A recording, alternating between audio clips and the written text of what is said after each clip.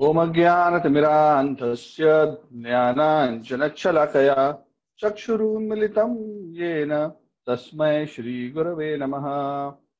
श्रीचैतन्यमनोभीष्टं स्थापितं येन भूतले स्वयं रूपः कदा मह्यं ददाति स्वपदान्तिकम्। वन्देऽहं श्रीगुरोः श्रीयुतापदकमलं श्रीगुरून् वैष्णवांश्च श्रीरूपं साग्रजातं सहगणा रघुनाथान्वितं तं सजीवं साद्वैतं सावधूतं परिजनासहितं कृष्णचैतन्यदेवं श्रीराधाकृष्णपादान् सहगणललिता श्रीविशाखान्वितांश्च। हे कृष्णकरुणा सिन्धु दीनबन्धु जगत्पते गोपेशा गोपिकान्त राधाकान्त नमोस्तुते। तप्तकांचन गौरांगी राधे वृंदावनेश्वरी वृषभानुसुते देवी प्रणमामि हरिप्रिये। पंचकल्पतरुभ्यश्च कृपा सिन्धुभ्य एव च पतितानां पावनेभ्यो वैष्णवेभ्यो नमो नमः। जय श्री कृष्ण चैतन्य प्रभु नित्यानंद श्री अद्वैत गदाधर श्रीवासादि गौर भक्त वृंद। हरे कृष्ण कृष्ण कृष्ण हरे हरे, हरे राम राम राम हरे हरे। नमः ओम विष्णुपादाय कृष्णप्रेष्ठाय भूतले श्रीमते राधानाथ स्वामी इति नामिने। नमः ओम विष्णुपादाय कृष्णप्रेष्ठाय भूतले श्रीमते भक्तिवेदांत स्वामी इति नामिने। नमस्ते सारस्वते देवे गौरवाणी प्रचारिणे निर्विशेष शून्यवादी पाश्चात्य देशतारिणे। जय श्री कृष्ण चैतन्य प्रभु नित्यानंद श्री अद्वैत गदाधर श्रीवासादि गौर भक्त वृंद। हरे कृष्ण कृष्ण कृष्ण हरे हरे, हरे Ram Ram Ram Hare Hare.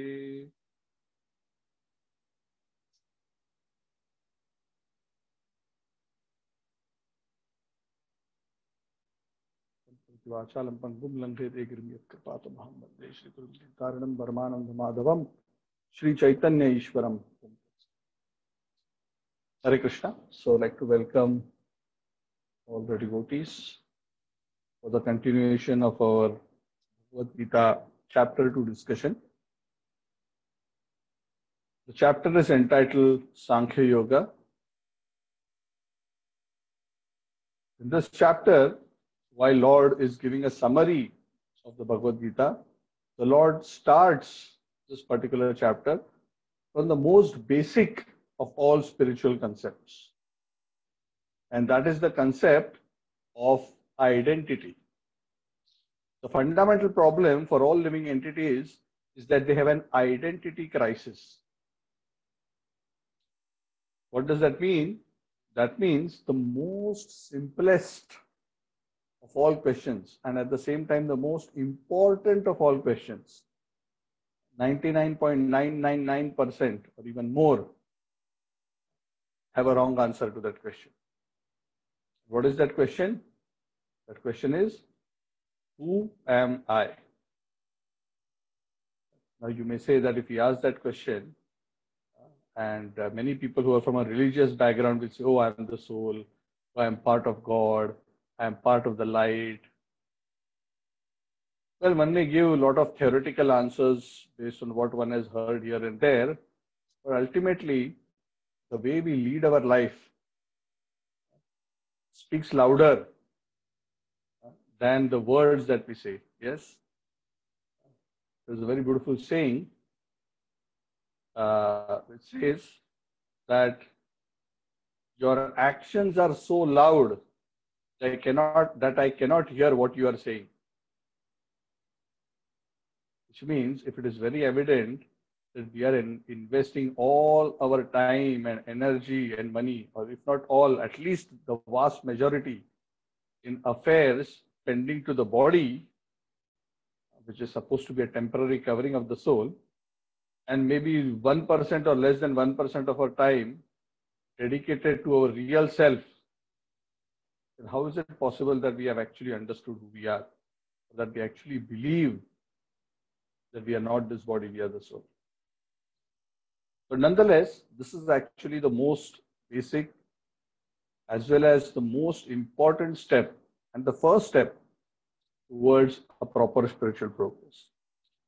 Because if we do not have the fundamentals correct, and we do not understand in relation to this basic concept and understanding that we are spiritual essentially in nature and we are just changing bodies, all other aspects of spiritual practice, without this understanding and without extrapolating this understanding, will all remain at the material platform. And that is the difference between so-called religiosity and what we are trying to discuss as spirituality. Spirituality begins with understanding who we are in a sense, and then aligning all other aspects of our life according to the Sanatana Dharma, or the eternal nature of our real self. So if we do not have this subject very clear, obviously all the corollaries are also going to go wrong. That is why so many people, even though they may be practicing so many aspects of spirituality, whether we call it meditation, japa, yajna, puja, most of them have still not even understood the most basic of the spiritual truths deeply and convincingly enough that I am not the body and the soul. And that is why all their spiritual practices are still aimed, or so-called spiritual practices are still aimed towards the betterment of the body and things related to body. So spiritual life actually hasn't even started for most people. And that is why, knowing that how important this most basic of understandings is, the Lord spent so many verses at the very beginning of his teaching to Arjuna to actually make sure this concept is very, very clear. And he chastises Arjuna by saying, hey, what is this killing you're talking about? Don't you understand that actually you will never die? None of these kings will ever die. The body was always dead. The body is always going through transformations. So the Lord has given many arguments, and we have come roughly to the point where the Lord, after having described the nature of the soul and having said that it is not possible to affect the soul through any material transformation, the Lord has said, cannot be cut, cannot be burned, cannot be dried, cannot be wetted. No amount of material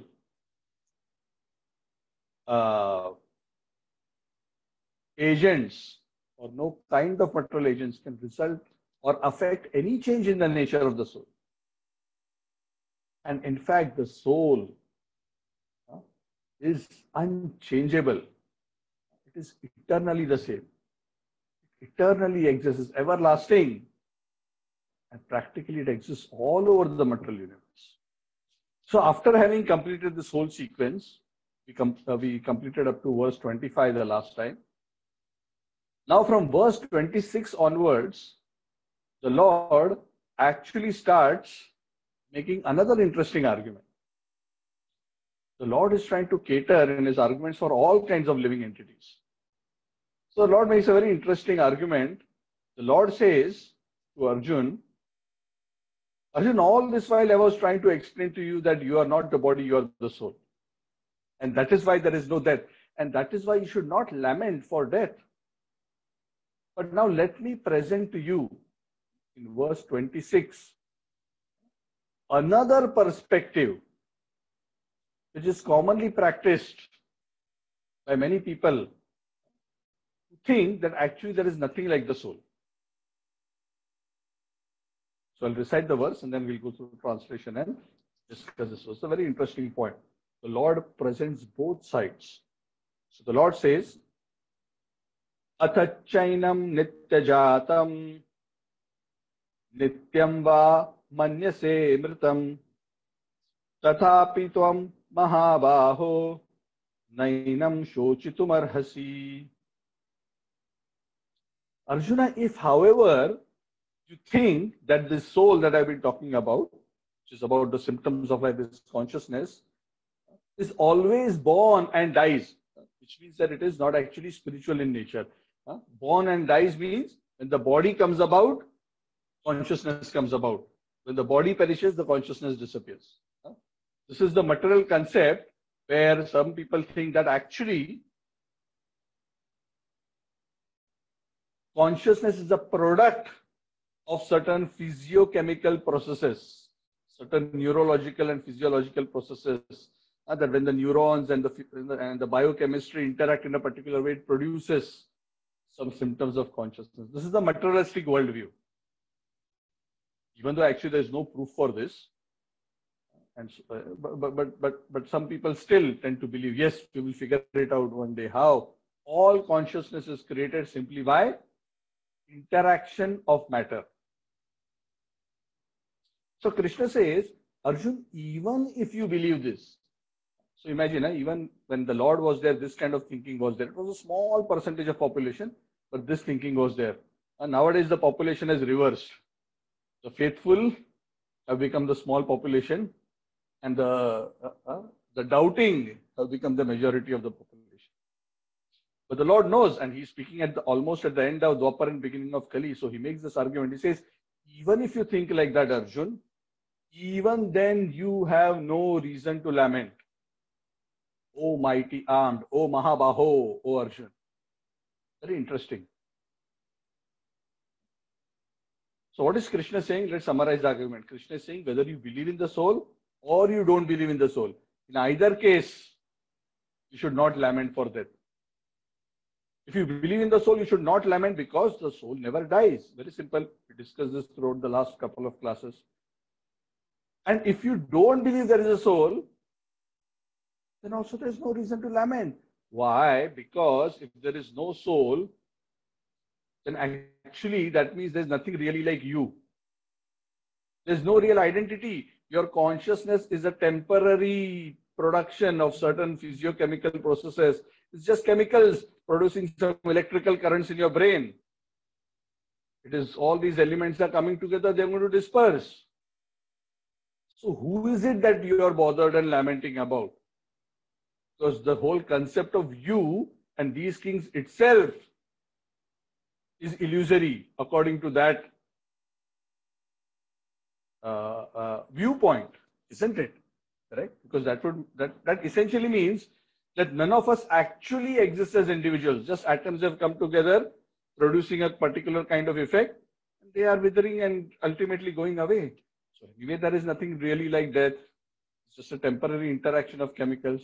And who laments when chemicals come together and chemicals go away? This is a continuous transformation, a continuous flux. So Arjuna, you see, even in that case, there is no reason to lament. So this class of philosophers in the Vedic parlance, they are known as Vaibhashika. So even in the Vedic tradition, they already had categorized these group of people. In fact, there was one famous thinker at one time known as Charvaka in ancient India, who also very strongly propagated this philosophy. Where the whole philosophy was that actually, after death, once the body dies, we are finished. We don't exist. So why bother about anything? Of course, he was not thinking philosophically that, I don't have to bother about that. He was thinking the other way. See, this is the danger of materialistic philosophy. He was thinking that once I die, the body perishes. I, in terms of the consciousness, is finished. So why worry about karma? Why worry about good and bad? Let me do whatever I want and enjoy in this materialistic world. Bhasmi bhutasya dehasya uta punar agamano bhavet. That is what he would say. Yavat jivet sukham jivet rinam kritva ghritam pibet. Bhasmi bhutasya dehasya uta punar agamanam bhavet. This is a verse by Charvak. not a scriptural verse. It's a verse by Charvak. So in pure Sanskrit, he's speaking a verse which is totally materialistic. He's saying is, let's just enjoy. Who is bothering after death has come? So anyway, that is one side. But even if that is the materialistic philosophy, Krishna is saying, even according to that philosophy, actually there is no reason for lamenting, right? Because if there is nothing like the soul, then one should not lament too much just for change of states of matter. So Krishna has already summarily answered Arjuna on the question of death. Arjuna raised various arguments. Yes. So Krishna is conclusively now telling Arjuna in verse 27, Jatasya hi dhruvor mrityur dhruvam janma mritasya cha tasmat apariharyarthe natvam shochitumarhasi. Conclusively, Arjun, one who has taken his birth is sure to die, and after death, in bracket, if he has not liberated, one is sure to take birth again.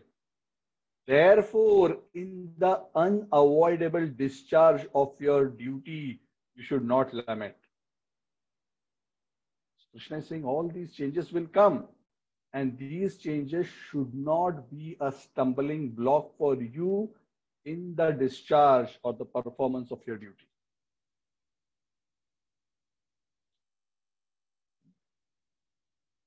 So you are a Kshatriya, you have certain duties as a Kshatriya, so don't worry about this. Duty is always your guiding point.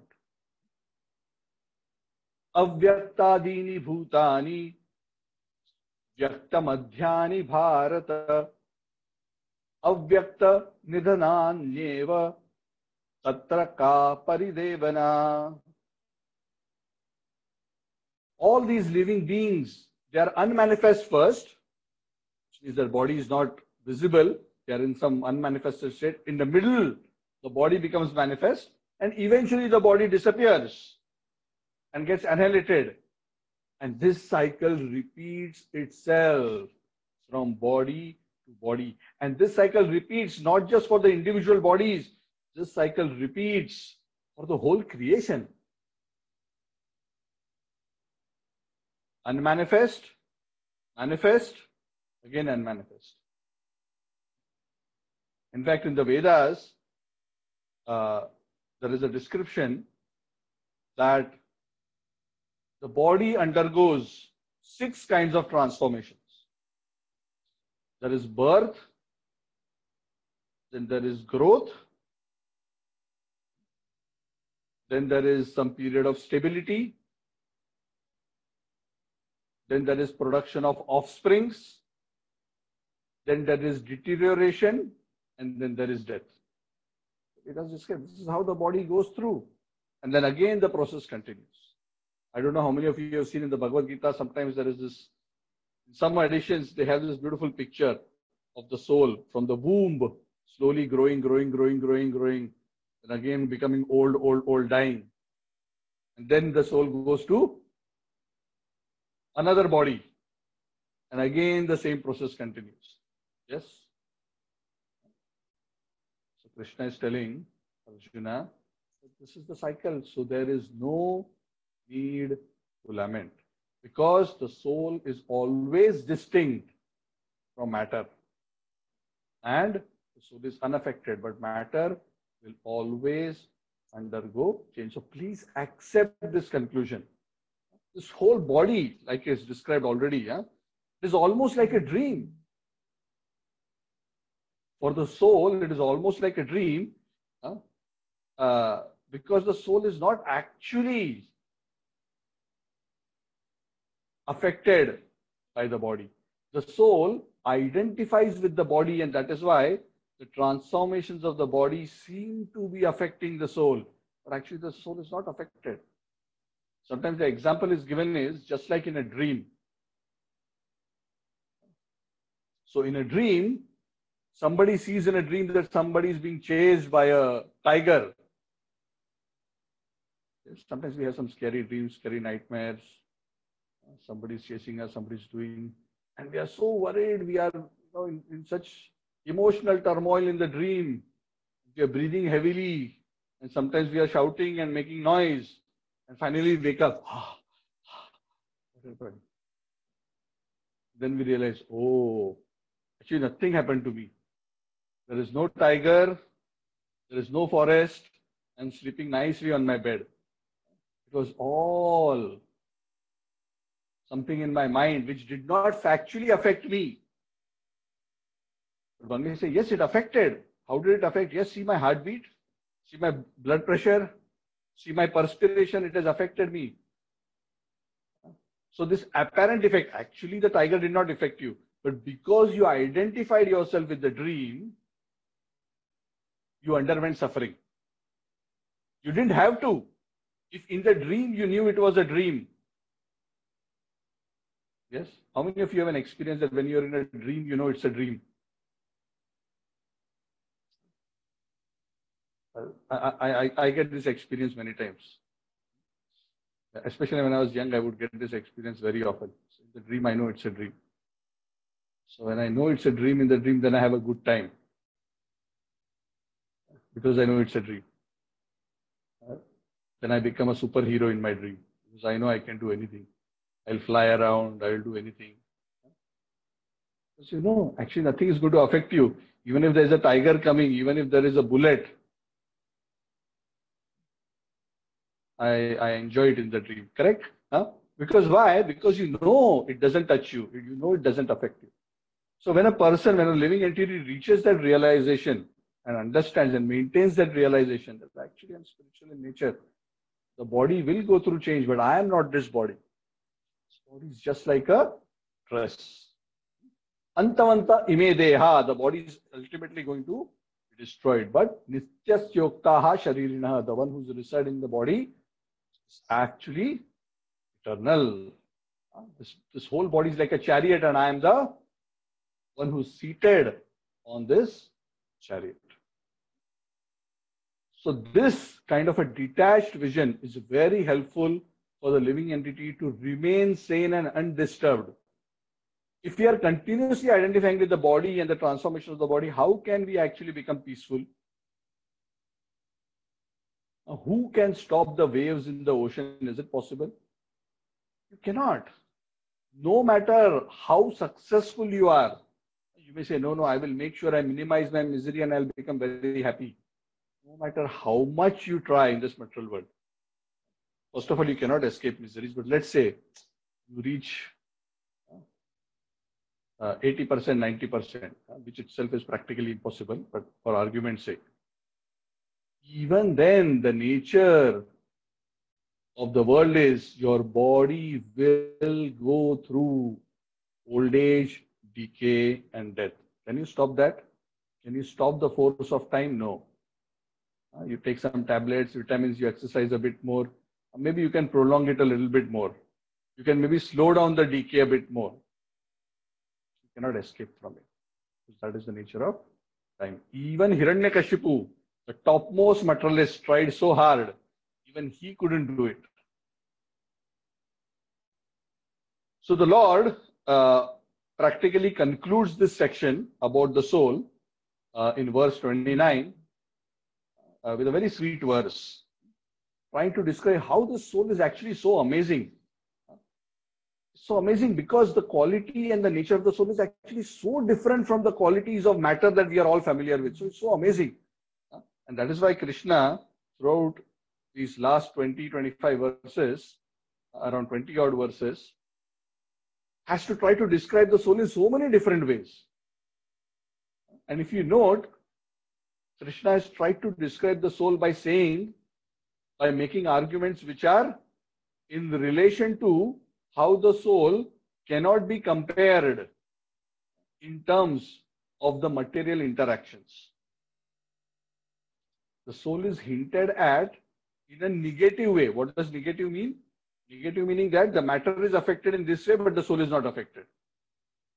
Very interesting, huh? Why? Because the soul cannot be pointed out and described in terms of our material experience, because it is not matter. Do you understand this argument? The point is, you can only describe something based on what you have experienced in this world. You cannot describe something of which you have no experience. You can hint about it by trying to relate it to something else. But soul is so opposite of what matter is. So the Lord is explaining the soul in terms of contrasting it with the qualities of matter. Because the soul cannot be directly described in spiritual substance other than just by saying that it is Sat Chit and Ananda, eternal, full of knowledge and full of bliss. Otherwise, how can we describe what is the constitution of the soul? We can just say soul is pure consciousness. That's all we can say. So the Lord concludes this section by saying, Ascharyavad pashyati kaschidenam, Ascharyavad vadati tathaiva chanyah, Ascharyavat chainam anyah shrunoti, Shrutvapyenam veda nachaiva kaschit. The Lord says, some look on the soul as amazing, some describe him as amazing, and some hear of him as amazing, while others, even after hearing about him, cannot understand him at all. So this verse is called the amazing verse. What does that mean? The soul is essentially saying that the soul cannot be conceived by the mind. It is just so amazing. That means all of us are amazing, inherently. So we have to experience our amazingness by transcending matter and achieving a pure state of consciousness. It's amazing in so many ways, isn't it? The same soul, even though in size is so atomic, it is compared to 1/10,000 the tip of a hair, but the same soul is present in a microbe, and the same soul is present in an elephant or a whale. And that same tiny soul can spread its consciousness to one cell, and in certain case, it can spread its consciousness to a living entity who is billions of times bigger in its bodily constitution. So amazing. The same soul is present in Brahma as is present in our body. It's not that the Devatas have a 3-star soul and we have a 1-star soul. No. They have a 3-star body or a 5-star body, but the soul is same. And there is no difference. A Brahma Bhuvanam Loka Punaravartino. The soul is given different kinds of clothes based on what the soul can afford, based on its karma. That's all. Some can just afford a short pant, some can afford a suit, some can afford an astronaut suit. Whatever they can afford, they can wear. That's why different species, right up to Brahmaji, have different kinds of body. So it is so essential to understand the science. And we must understand what the soul is, and then one must progress to the topic of understanding the super soul. The topic of the super soul is discussed more in detail in the subsequent chapters, but that becomes the next logical progression. Because after understanding the soul, one must ask naturally the question, where did this soul come from? Isn't it? Yes, I am soul, I am spiritual, I am eternal. Where did I come from? There are so many souls. Where did we all come from? And all this matter, where did it come from? Who has made all this arrangement? That is when the topic goes to the super soul, the Paramatma. And that is why we have to study Bhagavad Gita, so that we get spiritual knowledge. If you remember, spiritual knowledge is soul, Prakriti, the super soul. It's interconnection. Yes. So that is why one must understand the Bhagavad Gita as explained by great self-realized soul. So Arjuna is being told now by Krishna that so Arjuna, now have explained all this to you. So stop your grieving. you're saying dead, dead, dying, dying. I'm so sad, I'm lamenting. Please stop this grieving. Dehi nityam avadhyoyam dehe sarvasya bharata tasmat sarvani bhutani natvam shochitum arhasi. O descendant of Bharat, O Bharata, I have already explained this in great detail that the one who is dwelling in the body cannot be killed. So do not grieve. You don't need to grieve for any living entity. So neither Bhishma will die, nor Drona will die. They will continue on, and don't sacrifice your duty for this kind of consideration. After having spoken this, the Lord then moves to a different section. Arjuna has been speaking about, oh, I don't want to fight, I don't want to fight. Rather, I will live by begging. I will take on the robes of a sannyasi, go and stay in the forest. I don't want the kingdom. So Krishna is also trying to now put some sense into him to understand that that argument also that he is making is actually faulty. It doesn't lead to good. It will actually lead to his downfall. So now Krishna explains a beautiful section, 2.31 onwards. Krishna is explaining how, through detailed analysis to Arjuna, that based on his duty as a Kshatriya, the best thing for him to do is to fight. Previously, the argument was about that the soul is eternal, that there is no death. Yes? Now he's reasoning about fighting by talking about why he should fight, and irrespective of the outcome of the fight, how for Arjuna to fight is the best. So let's see what the Lord presents as arguments. So verse 31 onwards. Swadharmam api chaveksha navikyampitam arhasi dharmyadi yuddhat shreyonyat kshatriyasya navidyate. Arjun, in your case, because you are a Kshatriya, it is your duty to fight a dharmic battle. So for you, there is nothing better than this. This is not an ordinary street side fight, or this is not an ordinary danga. This is a dharma yuddha. And the very definition of Kshatriya is shatatrayate. He who fights to protect others from getting hurt. He who fights to ensure that religious principles are preserved in society. He who fights to ensure that justice is maintained.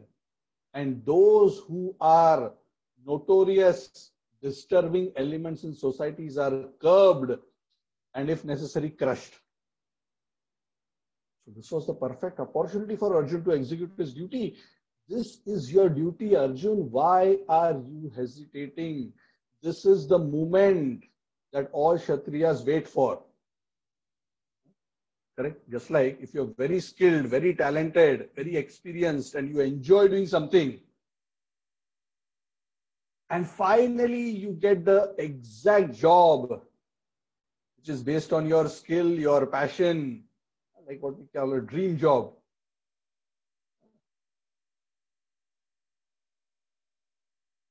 Why should one hesitate? One should grab it, because this will open your horizon for further growth. Should not shun this away. So this kind of violence is not actually bad, because the violence, Arjuna, that you are about to do is not whimsical violence. This is violence to ensure the longer term peace and protection of the society. So many people argue about non-violence. Yes, non-violence, one must, not whimsically hurt others. It is very true. But non-violence must be understood in a higher perspective. Non-violence is about ensuring that society can work peacefully, that everyone is protected and justice prevails. And with that end in mind, sometimes there may be a necessity of using. So whenever a Kshatriya gets such an opportunity, he is excited. So for a Kshatriya, this is known as Swadharma. Swadharma means his own duty based on his body, based on his nature.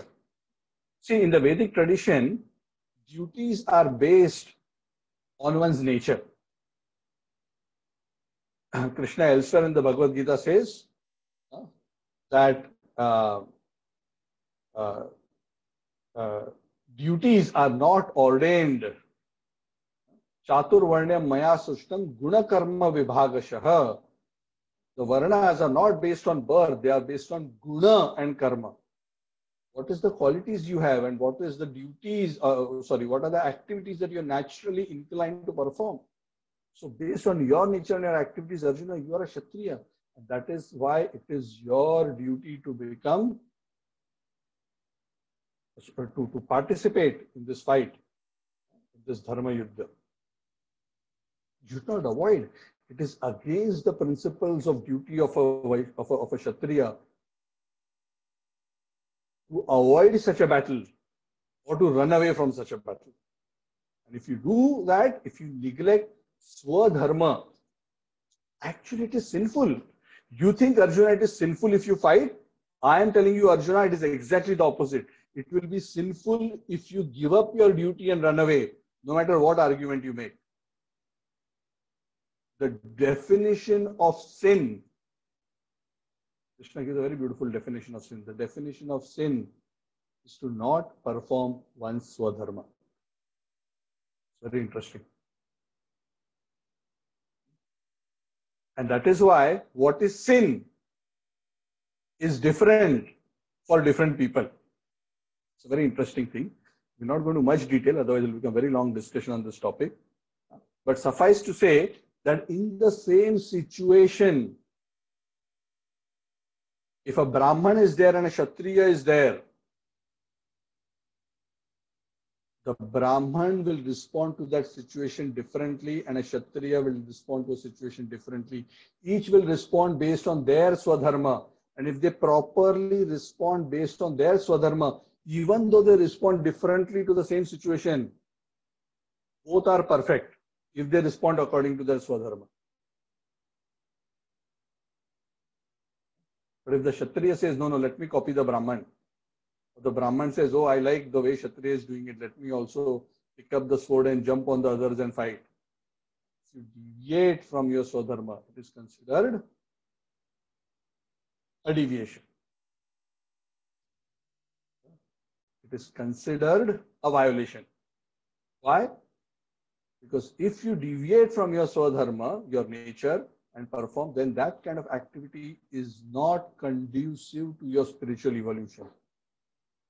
That is why both material and spiritual Swadharma must be adhered to by all living entities in all situations. Material Swadharma is about the Varnashram system, and the spiritual Swadharma is actually our Sanatan Dharma. What is our spiritual Swadharma? Our spiritual Swadharma or Sanatan Dharma is to, as part and parcel of God, to love Him and serve Him. That is common for all living entities. That Swadharma doesn't change. Yes, whether it's a Brahmana, Kshatriya, Vaishya, Shudra, all are supposed to love God. All are supposed to serve Him. They may serve Him in slightly different ways based on their Varna and Ashram. That is okay. But the principles of Shravanam, Kirtanam, Vishnu Smaranam, Archanam, Vandanam, Dasyam, Sakhyam, Atmanivedanam apply to everybody, all situations. That's why that dharma does not change. But other than that, our specific dharma, based on our situation in Varnashram, one must do, because by following one's Swadharma, one gradually elevates oneself to a higher and higher state of consciousness. Krishna continues, says, Yadrichaya chopapannam swargadwaram apavritam Sukhinah Kshatriyaha Partha Labhante Yuddhamidrusham.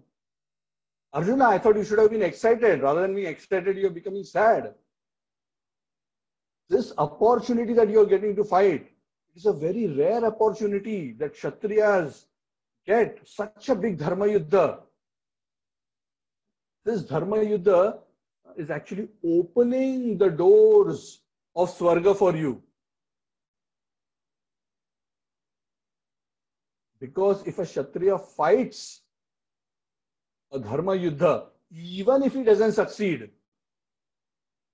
if he's killed in the battle, he still goes to Swarga. So this is something very interesting. Something very interesting. Okay, I'll repeat this, yeah? Please listen attentively. Krishna is telling Arjun, Kshatriyas who get such an opportunity to fight such a Yuddha, Dharma Yuddha, are actually very lucky and they become very happy because this kind of battles open the door of Swarga for them. So now this is something, this is chapter 2 verse 32 that we are on. Yeah. So Krishna is telling Arjun that you should be excited. Why are you not excited? And the excitement is that even if you are killed, you will go to heaven. Now the point here to remember is, normally in material affairs, if you are successful, only then you get a good result. Otherwise you lose out, isn't it? At an external material level. Yes. But from a karmic level, in terms of performing Swadharma, if one follows one's Swadharma properly, according to one's best ability, one gets the perfect benefit irrespective of what the outcome is. A very beautiful principle of Dharma. And that is why even if you are killed, it doesn't say that you must fight as a Kshatriya and you must win. If you don't win, it's gone. No.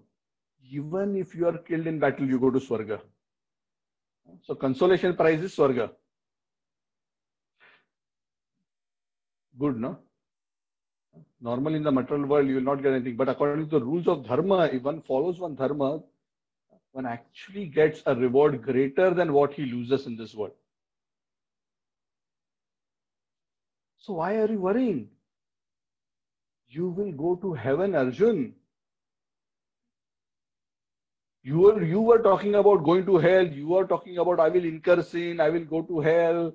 I'm killing my grandfather and my teachers and all my relatives. No, your argument is wrong. You are performing a Dharma Yuddha. Your relatives are on the wrong side. You must perform your duty in all situations. I've already explained to you. There's nothing more perfect for a Kshatriya than indulging in such a Dharma Yuddha. Even if you die in this Dharma Yuddha, Arjun, you will achieve the greatest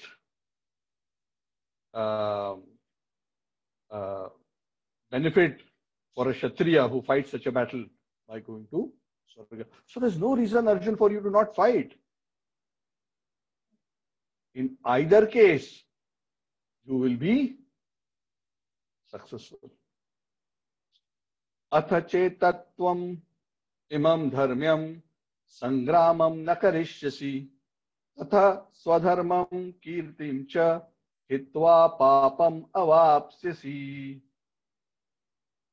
Arjun, however, if you refuse to fight, you think you want to refuse to fight, you think you want to pack up and leave this battle and go, and you think it is saintliness, let me tell you now, Arjun, what will happen if you take this path. I already told you, if you fight this Dharma Yuddha, even if you die, you will go to heaven. So you have a perfect insurance in fighting. You don't have to worry about the outcome. You just have to do your best. This is a very interesting lesson for us, right? In all our duties, we should always do our best and not bother about the outcome, because even if the outcome is not what we want, we will not be held responsible if we perform our duty perfectly. And this is in all relationships. As a mother, as a child, as a spouse, as a student, as an employee, as an employer, if we are sticking to our dharma, independent of how others interact with us, and independent of whether the outcome went the desirable way or not, if we have performed our duty properly, then we will get full marks. The marks are based on not the outcome. The marks are based on how we have executed our duty.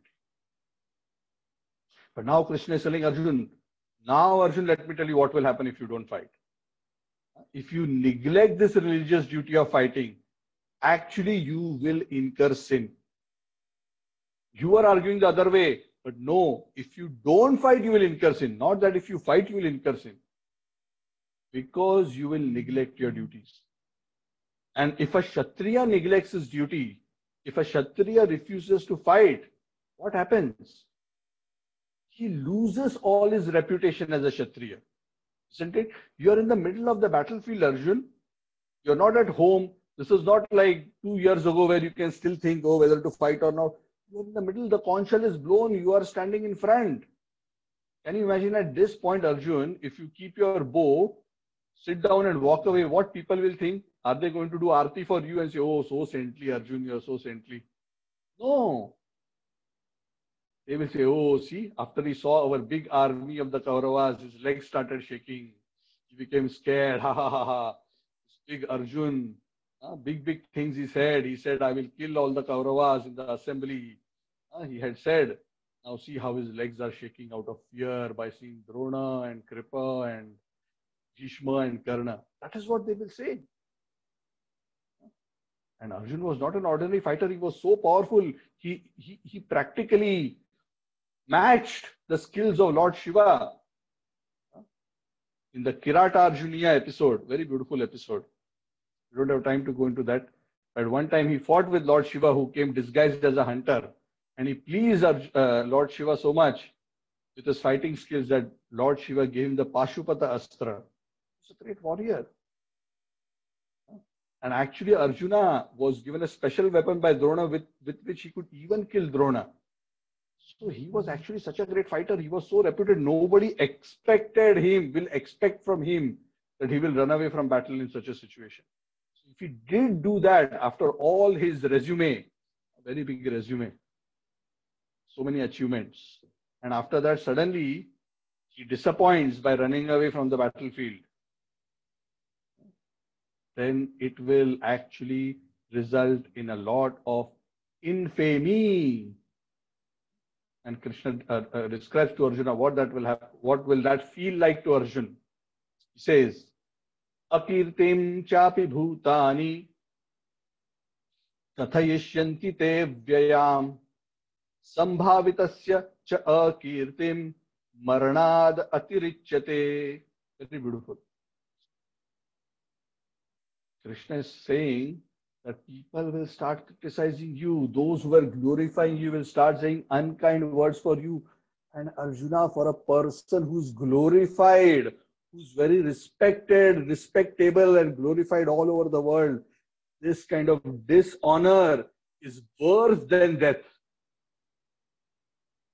Arjuna, you will not be able to take it. You're a Kshatriya and you're honored. You just retract like this.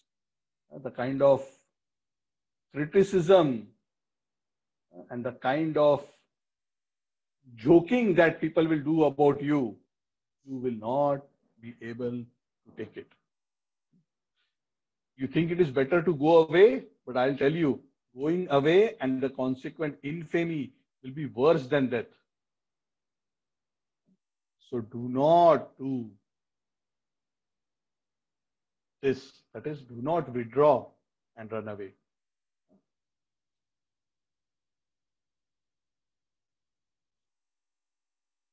Bhayad ranad uparatam mamsyante tvam maharathaha yesham cha tvam Tvam bahu mato bhutva yasyasi laghavam. All these great generals who have highly esteemed your name and fame, they will think that you have left the battlefield out of fear. And thus they will consider you insignificant. Karna, Duryodhana especially, they will think like that, and all your reputation will be finished. Avachavaadanscha bahun vadishyanti tavahitaha lindantas tava samarthya tato dukkha taram nukim. Oh Arjuna, what will be more painful for you? Can you imagine Drona and Karna and others, Dushyasan, not Drona, sorry, Duryodhan, Karna, Dushyasan, and all these others, they will speak such unkind words of you. And they will scorn your ability. You will not be able to take it. They will not think of it as your compassion. They will think of it as your weakness. That is why Arjun, let me summarize what I just explained to you. And then you should clearly see what is the better option for you. Hato va prapsyasi swarga chitva va bhokshase mahim tasmad uttishta kaunteya yuddhaya krita nischayah. So Arjun, summarily, let me tell you, if you fight, two possibilities are there. Either you win or you die and lose. If you die, I already explained to you, go to heaven. Good. If you win, you enjoy the kingdom of this world. Also good. But if you don't fight, two things will happen, Arjun. One, you will get sin. I already explained that to you earlier. Second, you will lose all reputation and you will not be able to live a life where you are perceived as a coward. Therefore, Arjun, be convinced that the right path for you is to fight. Therefore, get up with determination and fight.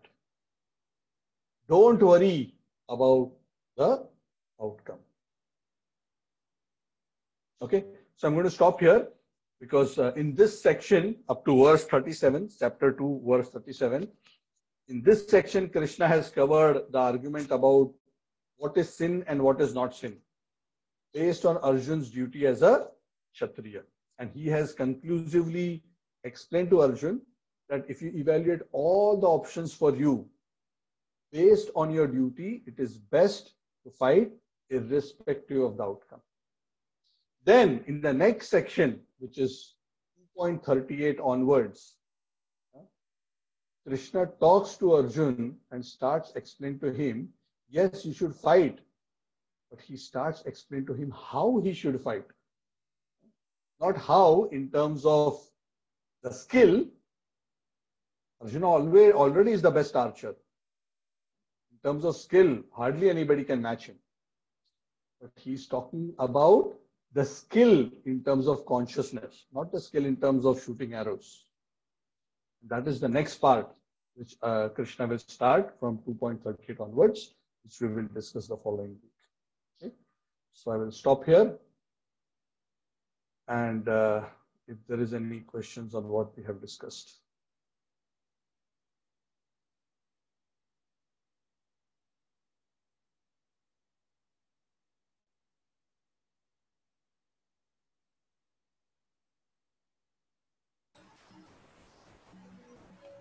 Hare Krishna, Prabhu. Yes, Praneshwar. Prabhu, just now you mentioned about Charvat. That person who said that we can enjoy material world, why bother life after death, something like that, right, Prabhu? Mm-hmm. Yeah. So actually, we do encounter such a people who have such a ideology in a circle of my friends. So actually, when they have such a thought, so how do we actually refute the argument? Because they say they don't really bother about the life after that, because after that they are not going to know what they're going to be born as in the next birth. So, So like what what we I mean, discussed, two things we can say. See, first thing, let me tell you that the ability to perceive Janma Mrityu Jara Vyadhi Dukkha Doshanudarshana. The actual fact is only a spiritually evolved soul can actually see clearly how material life is miserable and how birth, old age, disease, and death are the real problems of life. Actually, most living entities are in so much maya, so much illusion, that they are unable to appreciate that. Of course, we can try to make them understand, and we can try to explain to them based on what we have been discussing all this while, which is to understand the temporary nature of matter. How no matter what we try to achieve in this world, everything is temporary and everything is continuously changing. So if we are anchoring our happiness on something which is temporary, we are actually on a very unstable ground. We are always in a very risky space. And if we analyze the nature of material life in detail, we will see that we are forced not just to go through birth, old age, disease, and death, but we are practically continuously struggling with various kinds of miseries. Miseries of the body and the mind, adhyatmika, miseries by natural forces, adidaivika, and miseries adi bhautika by other living entities. Actually, one needs to reflect deeply on this to actually come to the proper understanding that yes, in fact, the pleasure that I'm getting out of material life is so small, but actually I'm paying such a big price. Yeah. See, isn't it every time in life when we go to a shop, when somebody tells the price for any item that we want to buy, how do we determine whether the price is right or not? How will we determine? We will ask ourselves, I'm paying this value, maybe in monetary terms, but in return, whatever I'm buying, whether it's a thing or a service, what is the value I'm getting in return? Yes? Otherwise, it's a bad deal, isn't it? If you are paying, let's say you want a samosa. Somebody says, this samosa is so nice, it's so nice. And they go on glorifying the samosa for 1 hour to you, and then you become really tempted to eat the samosa. But they tell you, yeah, but the samosa is slightly expensive. It's okay, but the samosa is so nice. At least one I will have. What is the price? Somebody tells you that the price of the samosa is 10,000 Malaysian ringgit. So after that price, how many of you will buy the samosa? Anybody will buy? Why? Because the mind will think, no matter how good the samosa is, no matter how good it is not worth 10,000 ringgit. Isn't it? Yes. So an intelligent, sober person, when he properly analyzes peacefully and sensibly and considers the misery that he has to go through in material life and the benefit that he gets in return, he realizes he's paying too much for too little. Now, of course, you can explain like this theoretically, but not everybody will be able to understand. So that you have to give them prasad for a long time before they can understand. It's not so easy. That understanding is the beginning of spiritual life. Another nice example for this is like the donkey. We have discussed this earlier. The donkey, the scriptures give the example of the donkey. The donkey is a beast of burden. He carries so much load on his back. The dhobi is taking him from the home to the ghat and from the ghat to the home, every day carrying so much burden. And what does the donkey get in return? Little bit of grass. After working so hard. But the grass is so easily available everywhere. Why is the donkey working so hard? Huh? Why? Because he's an ass. He's a fool. And that's why when somebody is stupid, we call him a donkey. You're an ass, you're a donkey. Why? Because the donkey is unable to see, so stupid. He doesn't understand that he's working so hard for something so trivial, which is so easily available. So there are many examples like this, but this needs some amount of spiritual introspection. That when a person understands that this is the nature of material life, and then one starts understanding that I have to focus on something higher. So people who have not come to that point of realization, of course, we can present all these things to them because we don't know for whom it will click, for whom it will not click. Maybe even if it doesn't click for them today, maybe after 10 years when they are in a difficult situation, when they are more introspective, sometimes it clicks. Sometimes when people are, very successful, riding high on the wave of success, all these arguments seem like lame arguments of losers. They say, oh, you have a loser attitude. I am successful. I am great. But nature of material life is like this. You go up today, another day you'll be down.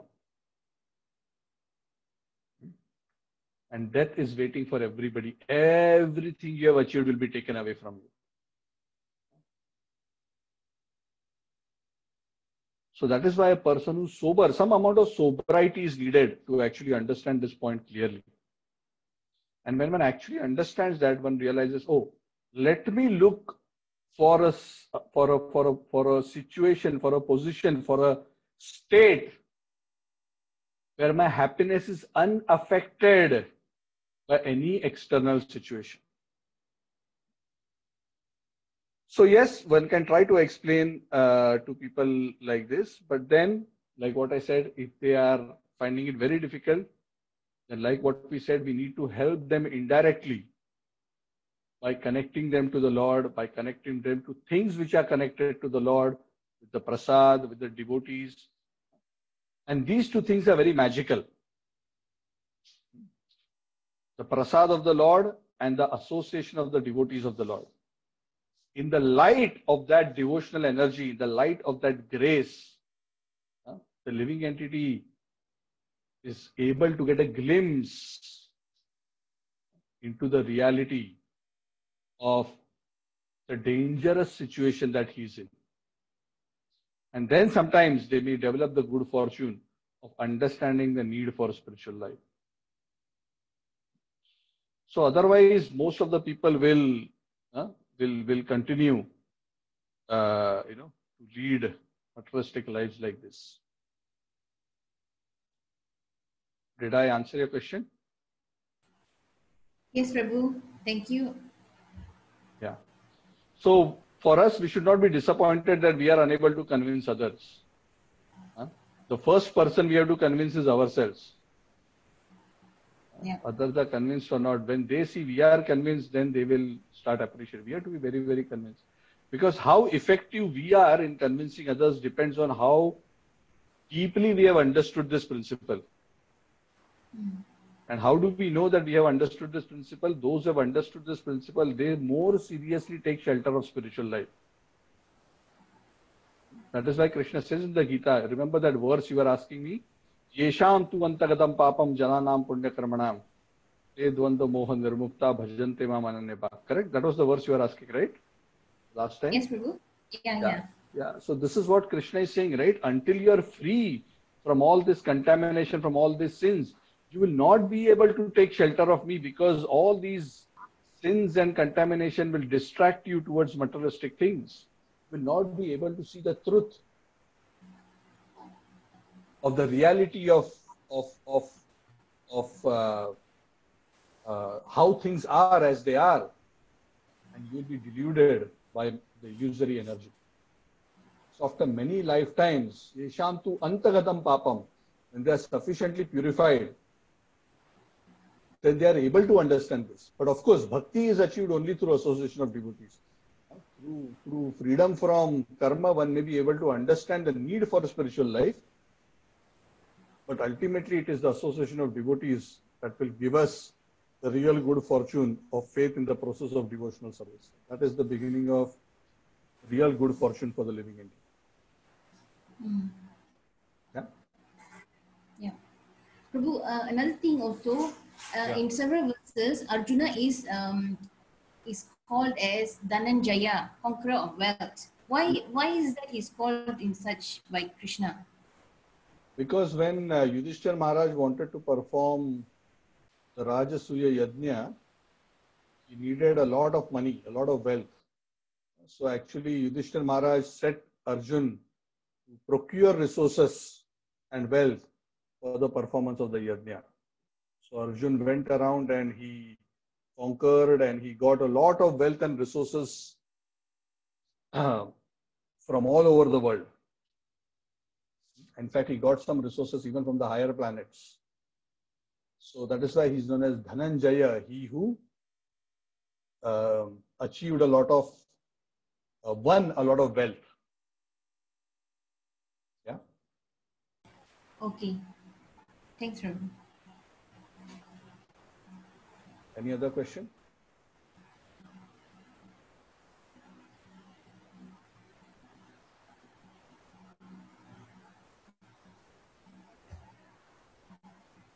So I see some devotees have joined for the first time. Anyone who's joined for the first time would like to introduce themselves?